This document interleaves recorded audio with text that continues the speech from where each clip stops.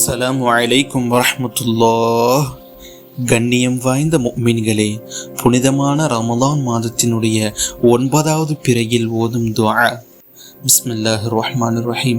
அல்லாஹும்ம ஜஅல்லி ஃபீஹி நஸீபம் மிர் ரஹ்மதிகல் வாஸிஅ வஹ்தினி ஃபீஹி லிபராஹீனிகஸ் சாத்திஅ வഖுத் பினாசியதி இலா மர்லாதிகல் ஜாமிஅ பிமஹப்பதிக யா அமலல் முஷ்தாகீன். இது போன்ற அமல்கள் சம்பந்தமான தகவல்களுக்கு நமது சேனலை சப்ஸ்கிரைப் செய்து வைத்துக் கொள்ளுங்கள்.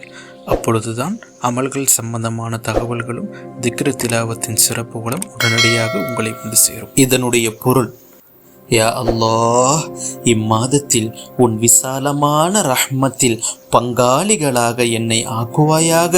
இந்நாளில் உனது ஒளிமயமான அத்தாட்சியின் பால் என்னை வழி நடத்துவாயாக. உனது பரிபூரண அன்பு நிறைந்த திருப்பொருத்தத்தின் பால் என்னை அழைத்து செல்வாயாக. ஆசை கொண்டோரின் நம்பிக்கையானவனே யா அல்லாஹ் என்பது இதன் பொருளாகும்.